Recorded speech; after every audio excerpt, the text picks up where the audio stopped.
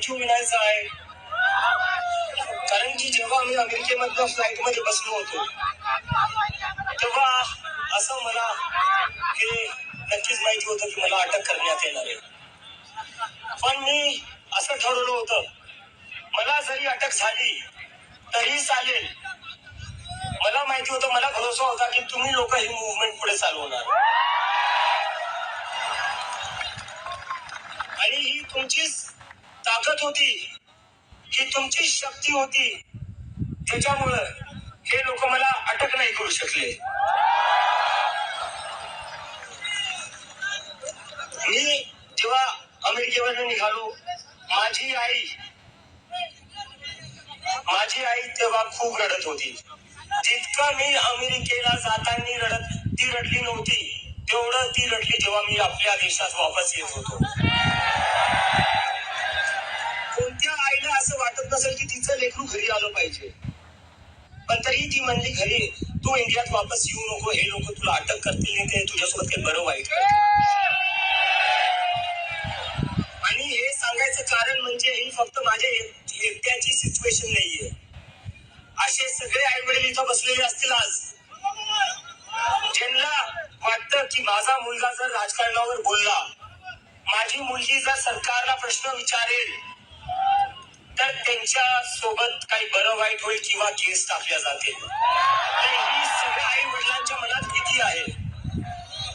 तर मला फक्त त्या आई वडिलांना सांगायचं आहे, तुमच्या मुला मुलींना तुम्ही बोलवण्यापासून थांबू नका. जेलमध्ये जायचं असेल तर मी जाईल, पण तुम्ही तुमच्या मुला मुलींना बोलवण्यापासून थांबू नका. त्यांना बोलू द्या. जोपर्यंत ते बोलणार नाही तोपर्यंत ही सरकार अशीच आपल्याला ग्रँटेड घेत राहील. ते आपल्याला कुठंच होऊ द्यायचं नाहीये. आणि आता येतो मी कॉकरोचवर. त्याच्या आधी आपण एक नारा लावू, I am cockroach, I am cockroach, I am cockroach, I am cockroach, I am cockroach, I am cockroach, I am cockroach, I am cockroach, I am cockroach, I am cockroach, I am cockroach, I am cockroach, I am cockroach. तर मित्रांनो,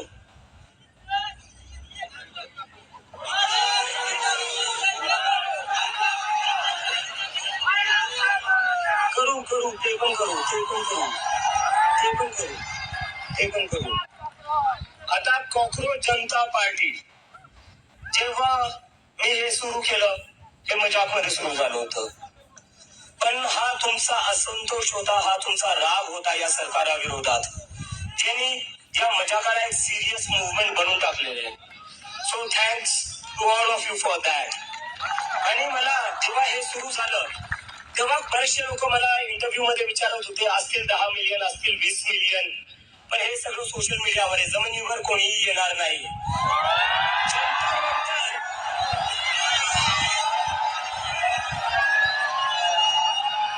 जंतर मंतरवर जेव्हा मी गेलो तेव्हा पूर्ण जंतर मंतर भरलेलं होतं. आणि मी आज सकाळी सगळ्या मीडियाला सांगत होतो, जंतर मंतर पेक्षा जास्त कॉकरोच आज पुण्यात येतील आणि पुण्याने ते करून दाखवले. जंतर मंतर पेक्षा मोठी सभा आज आपली झालेली आहे. आणि काय हे लोक जेव्हापासून ही मुवमेंट सुरू झालेली आहे, काय मागतोय आम्ही फक्त राजीनामा मागतोय. कशासाठी मागतोय? नीटचे 22 लाख स्टुडंट, सीबीएसईचे 17 लाख स्टुडंट, सीयूईटीचे 16 लाख स्टुडंट, एसएससी जीडीचे 40 लाख स्टुडंट, असे 1 करोड पेक्षा जास्त स्टुडंट आहे ज्यांच्यासोबत असे 1 करोड पेक्षा जास्त स्टुडंट्स आहेत ज्यांच्यासोबत अन्याय झालेला आहे. आणि तरीही कोणी जिम्मेदारी घ्यायला तयार नाहीये, तरीही कोणी राजीनामा द्यायला तयार नाहीये. तर आमचं हे म्हणणं आहे की तुम्ही कधी पण अश्विन बिल्लाच्यापणे तुमच्या खुर्चीवर बसून असाल. आणि आपल्या देशाचे जे विश्वगुरु आहेत,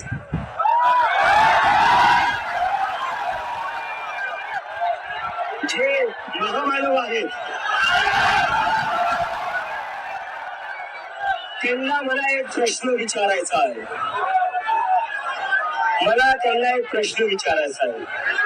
तुमच्यासाठी हे 1 करोड स्टुडंट महत्वाचे का तुमचा एक इनकॉम्पिटेंट मिनिस्टर महत्वाचा आहे?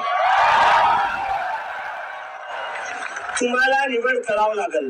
जर तुम्ही त्यांना काढणार नाही तर उद्या तुमचं ट्रान्सफर करण्यात येईल. आता अजून सहन करणार नाहीत लोक. स्टुडंट आत्महत्या करतायत. मी तरी आज इथे उभा आहे, तुम्ही सगळे इथं बसलेले आहेत, पण त्या आई वडिलांचं काय ज्यांच्या लेकरांनी आत्महत्या केलेली आहे? तुम्हाला आणि मला बरेचसे लोक म्हणतात की जेनझी आंदोलन करतोय, जेनझी आंदोलन करतोय. शिक्षा मंत्री कैसा हो, शिक्षा मंत्री कैसा हो, शिक्षा मंत्री कैसा हो.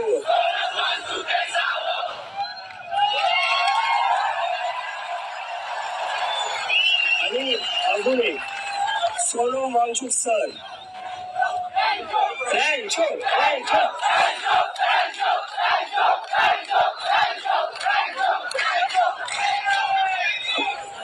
सोनम वांगचुक सर हे या देशातले सगळ्यात मोठे एज्युकेशनिस्ट आहेत. अशा माणसाला शिक्षा मंत्री करण्याच्या जागी यांनी जेलमध्ये टाकलेलं होतं.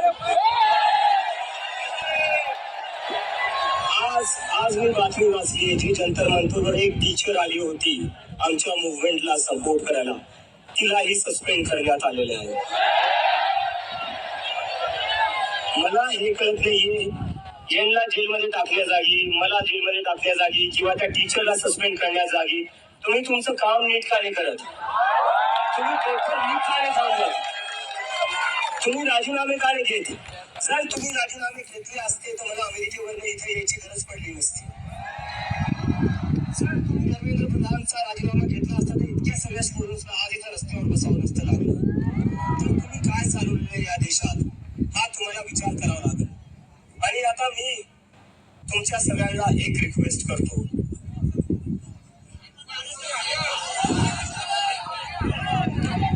आता मला एक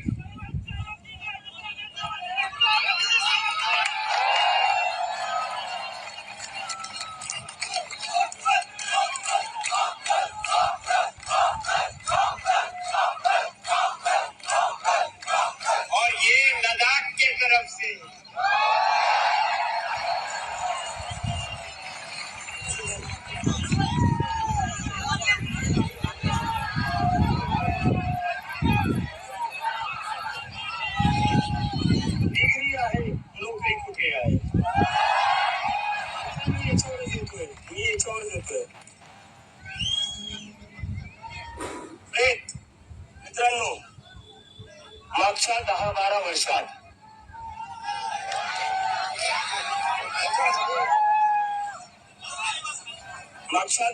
वर्षात आपल्या देशात जे राजकारण चालू आहे, जी पॉलिटिक्स चालू आहे, त्याच्यामुळे आपलं काय नुकसान होते हे आज आपल्याला समजते. 10-12 वर्षापासून देशात नुसतं हिंदू मुसलमान हिंदू मुसलमान हिंदू मुसलमान चालू आहे. याच्याने हे करता काय? ज्याच्याने हे आपल्याला कुठं ना कुठं मॅनिप्युलेट करताय. आपण ऍज अ सिटीजन विचार करणं बंद केलेलं आहे. आपण हिंदू किंवा मुसलमान आहे या पर्स्पेक्टिव्हने आपण विचार करतोय. त्यांना आपण हेच पाहिजे, त्यांना डिवाइड करायचं आहे. कारण की जेव्हा तुम्ही स्वतःचा हिंदू म्हणून विचार करसाल, स्वतःचा तुम्ही मुसलमान म्हणून विचार करसाल, तेव्हा तुम्ही फक्त धार्मिक विषयांचाच विचार करसाल. तुम्ही एम्प्लॉयमेंटचा विचार नाही करणार, तुम्ही एज्युकेशनचा विचार नाही करणार, तुम्ही जॉब्स महागाई याचा विचार नाही करणार. आणि हे लोक 10 वर्षात त्या गोष्टीत सक्सेसफुल झालेले आहेत. पण आता तुम्ही सगळे लोक इथं जमलेले आहेत, ही आपल्या सगळ्यांची जिम्मेदारी आहे की या देशात याच्या पुढे हिंदू मुस्लिमची राजनीती नाही चालणार. हिंदू मुस्लिम की राजनीति नहीं चलेगी, नहीं चलेगी, नहीं चलेगी. हिंदू मुस्लिम की राजनीति, हिंदू मुस्लिम की राजनीति नहीं चलेगी, नहीं चलेगी. हिंदू मुस्लिम की राजनीति नहीं चलेगी, नहीं. कुठं ना कुठं आपण विचार केला पाहिजे ज्या हिंदू मुस्लिमच्या राजकारणाने आपल्याला दिलं काय? आज देशात 40 वर्षात सगळ्यात जास्त अनएम्प्लॉयमेंट आहे. कशामुळं? कारण की नुसते हिंदू मुस्लिम मध्ये अडकून ठेवले, फसवून ठेवले आपल्याला. काय चालू आहे आपल्या देशात? हिंदू मुस्लिम चालू आहे, त्याच्यात आपल्याला भेटतं काय? रस्त्यावर खड्डे भेटतायत.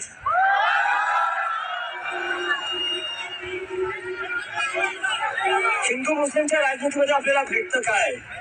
आपल्याला कोसळणारे पूल भेटतायत, त्याच्यात मुसलमानही मरतायत.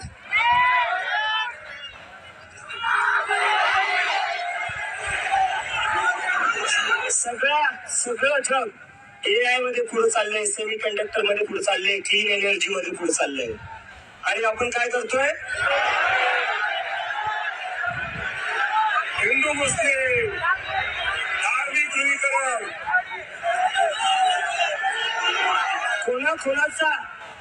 कोणाचा हिंदू मुस्लिमच्या पॉलिटिक्स मुळे फायदा झालाय?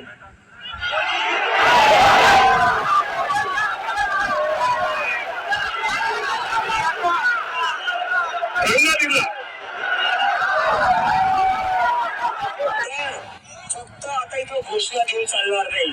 मला तुमच्या सगळ्यांकडून कमिटमेंट पाहिजे. यानंतर कोणीही हिंदू मुस्लिमच्या पॉलिटिक्स मध्ये अजिबात एंगेज करणार नाही.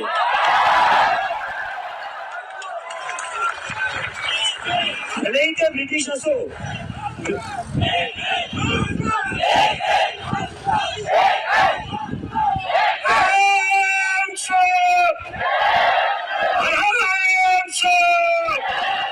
हिंदू मुस्लिम नहीं चलेगा, हिंदू मुस्लिम नहीं चलेगा,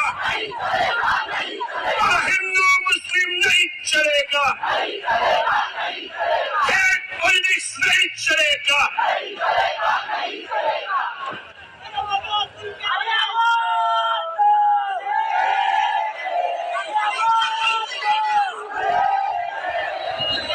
आता मी येतोय का?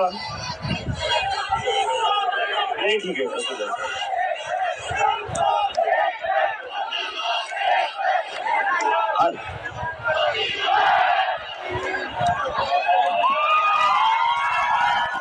जंतर मंतरला आम्ही जेव्हा प्रदर्शन केलं तेव्हा आम्ही सांगितलं होतं, धर्मेंद्र प्रधानजी, रिक्वेस्ट करतोय, विनंती करतोय, राजीनामा द्या.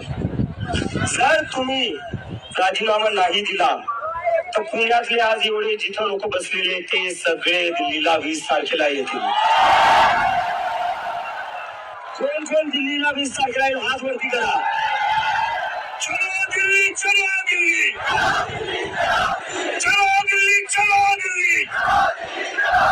धर्मेंद्र प्रधान राजीनामा द्या. चलो दिल्ली, चलो दिल्ली. आणि या आंदोलनाची, देशव्यापी आंदोलनाची सुरुवात मी पुण्यातून केली आहे, कारण मी स्वतः पुण्यातून शिकलेलो. ज्याच युनिव्हर्सिटीमधून मी गीताच्या चक्रावर आलेल्या आहे, तिच्या मित्रांना भेटायला आलेलो. तर मला कोणी विचारलं सकाळी पुणेच का? आणि म्हणलं पुणे माझं होम ग्राउंड आहे. मला म्हणत होते दिल्ली जशी गर्दी झाली तशी पुण्यात होईल का? म्हणलं जर माझ्या होम ग्राउंड वर गर्दी नाही होणार तर कुठं होणार? Punekar with you, Punekar with you, Punekar with you.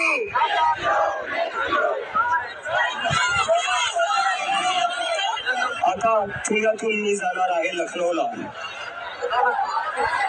तिथून मी जाणार आहे लखनौ नंतर अमृतसरला, जयपूर, बँगलोर, जिथं जिथं गरज पडेल मी तिथं जाईल. आणि या देशातला सगळा युवा, सगळे स्टुडंट्स 20 तारखेला दिल्लीला येतील. आणि धर्मेंद्र प्रधानचं रेझिग्नेशन घेतल्याशिवाय वापस जाणार आहे. 20 जूनला आपल्याला दिल्लीला यायचं आहे. आणि मी तुमच्यावर काउंट करतोय. मी अमेरिकेतून एकाच भरोशावर आले की तुम्ही सगळे लोक सोबत उभा असाल. आणि मला आता गॅरंटी आहे की तुम्ही नक्की सोबत उभा असाल. आणि आता मी एक अनाउन्समेंट जब तक इस्तीफा नहीं होता है तब तक चलेगी।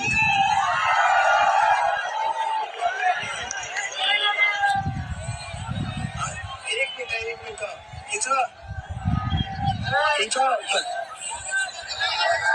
अल्टीमेटम दे दिया है, सैटरडे तक रिजाइन करिए। सैटरडे को रिजाइन नहीं करते तो 20 जून को हम सब दिल्ली आ रहे हैं।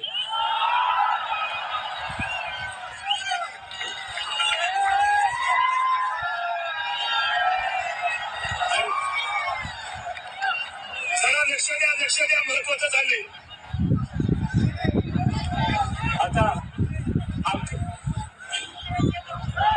आता मी थोडं मुख्यमंत्री जे आपल्याला बोलले अराजक तत्व आहे,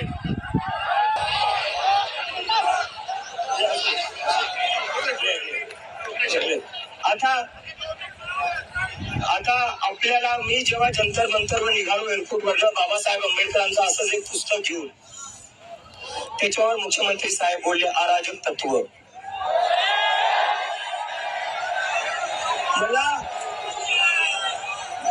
मला मुख्यमंत्री साहेबांना विचारायचं आहे, जे डॉक्टर बाबासाहेब आंबेडकरांना फॉलो करतात ते अराजक आहे का? जे भीमच्या घोषणा देतात ते अराजक आहे का? आणि त्यात मुख्यमंत्री साहेब हे पण बोलले की यांनी नुसतं संविधानाचं पुस्तक पकडले, यांना संविधान माहिती नाही। त्याच्यावर मला मुख्यमंत्री साहेबांना विचारायचं आहे, संविधानात कुठं लिहिलं होतं सकाळी 5 वाजता विदाउट मेजॉरिटी तुम्ही शपथ घेऊ शकता?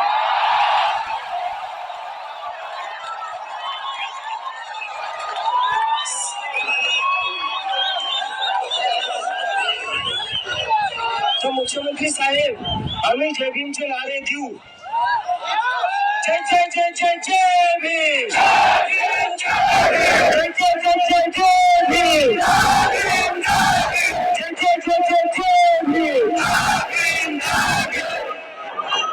आता मी येतो एका आपल्या अनाउन्समेंटवर।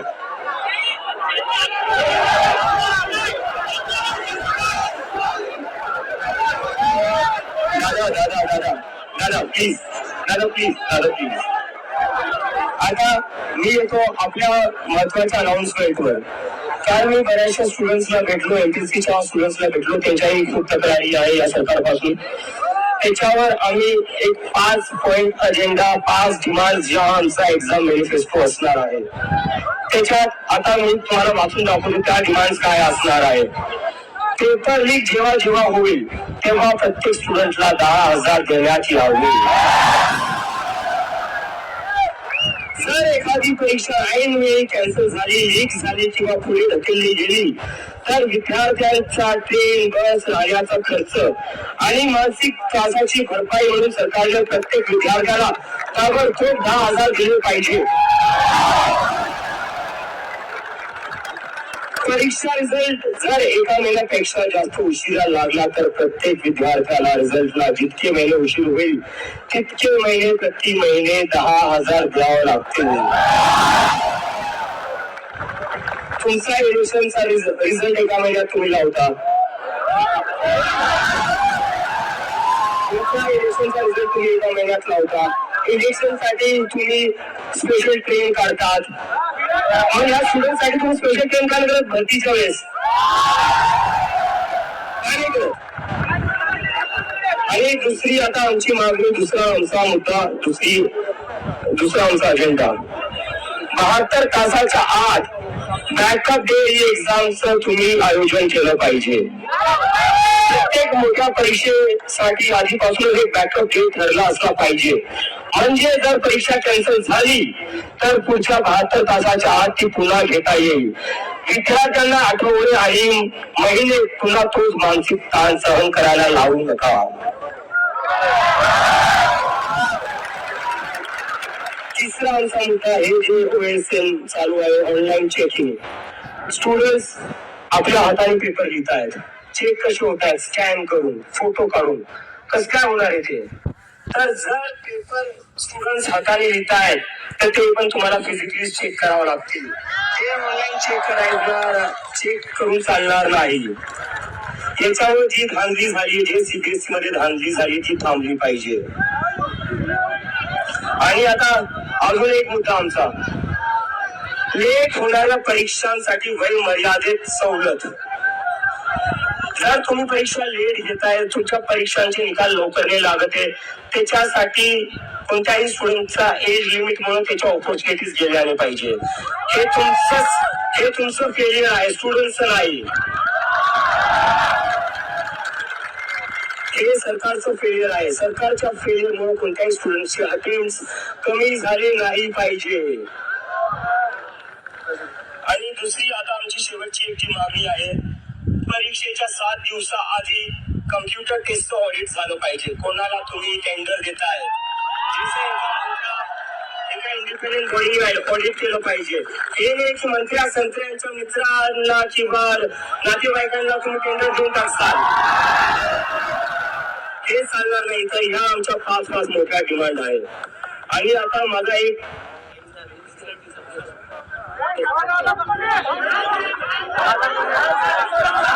या 5 मागण्यांसाठी हात वर करून पाठिंबा द्या. 5 मागण्यांसाठी एमपीएससीच्या संदर्भामध्ये दिलेल्या त्याच्यासाठी करावं. आणि अजून एक मागणी, एनसीईआरटीने जो नकाशा काढलाय पुस्तकातून तो वापस आणला पाहिजे. तो तुम्हाला वापस आणावाच लागेल. आणि आता माझी सगळ्यांना एक मी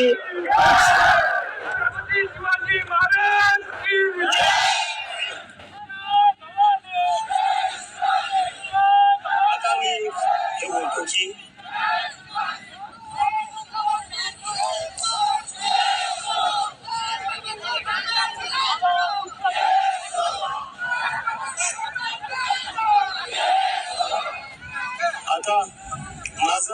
आता मी थोडं मला एका खूपच सिरियस इश्यूवर बोलायचंय.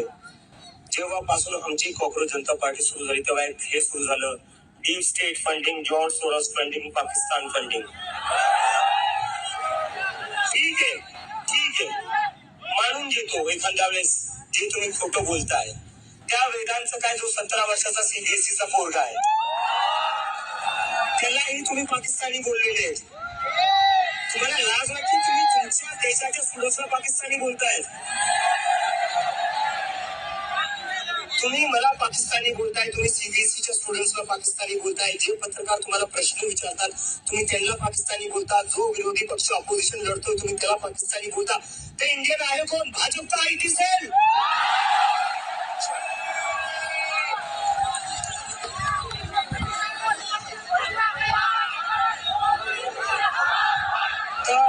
आता आम्ही सांगतोय, हे हिंदू मुसलमान आणि पाकिस्तानचं चालणार नाही.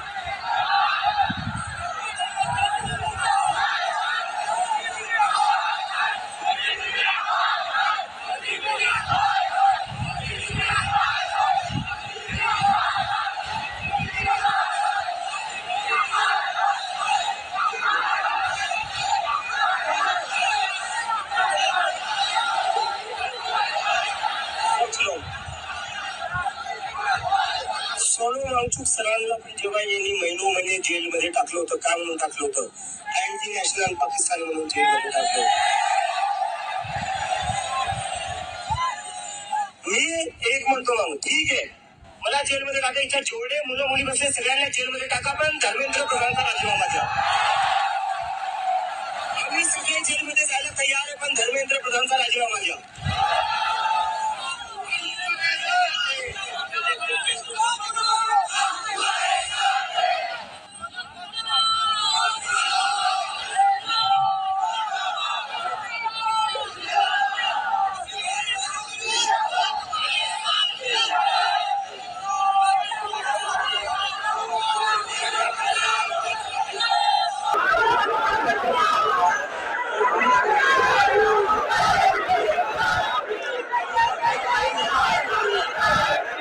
सिरियसली बोलताय ते शांतपणे आहे का? घोषणा थांबवा हा सिरियस विषय होतो. आता बऱ्याचशा लोकांना प्रश्न पडलाय, नक्की कॉक्रोच आहे काय? कॉक्रोच आहे काय? कॉक्रोच हा एक मेसेज आहे की त्या देशातला युवा तुमच्या पॉलिटिक्सला थकला आहे, तुमच्या पॉलिटिक्सवर फ्रस्ट्रेट झालेला आहे. त्या सिस्टमवर गिव्हअप केलेला हा कॉक्रोच आहे. आणि भरपूर लोक म्हणतात कॉक्रोच गटारीत असतात, कॉक्रोच इथं असतात तिथं असतात. मी म्हणतो कॉक्रोच तिथं असतात जिथं काही सडलेलं असतं. सिस्टम सडलेलं आहे, त्याला नीट करावं लागेल आणि त्याला कॉक्रोचेस आता नीट करणार. तर आपण ज्या गोष्टी ठरवल्या सगळ्यांनी 20 तारखेला जंतर मंतरला यायचंय. हात वरती करून परत एकदा सांगा कोण कोण येणार आहे. आणि परत एकदा सांगा हिंदू मुस्लिम की राजनीति, हिंदू मुस्लिम की राजनीति, हिंदू मुस्लिम की राजनीति. धर्मेंद्र प्रधान इस्तीफा दो, धर्मेंद्र प्रधान इस्तीफा दो, धर्मेंद्र प्रधान इस्तीफा दो, धर्मेंद्र प्रधान इस्तीफा दो, धर्मेंद्र प्रधान इस्तीफा दो, धर्मेंद्र प्रधान इस्तीफा दो, धर्मेंद्र प्रधान इस्तीफा दो, धर्मेंद्र प्रधान इस्तीफा दो, धर्मेंद्र प्रधान इस्तीफा दो.